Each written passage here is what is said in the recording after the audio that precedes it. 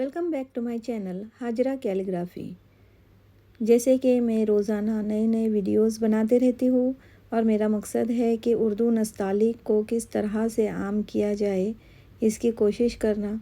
क्योंकि मैं एक सेल्फ टॉट टीचर हूँ, इसलिए मैं चाहती हूँ कि हर कोई अपने आप ही नस्तालिक को सीखना शुरू कर दे। आज के इस वीडियो में मैं उर्दू नस्तालिक में अताउर रहमान इस नाम को लिखने की मशक कर रही हूँ। मेरी एक छोटी सी कोशिश है, उम्मीद है आप इसे पसंद करेंगे। वीडियो को आखिर तक ज़रूर देखें। वीडियो पसंद आए तो लाइक, कमेंट और शेयर करना ना भूलें। लिखने से पहले 3 कत ऊपर जो 2 लाइन बनी हुई है उनका फासला मैंने ले ली हूँ। उसके बाद नीचे के जो 2 लाइन है उसमें 2.5 कत का मैंने फासला रखी हूँ।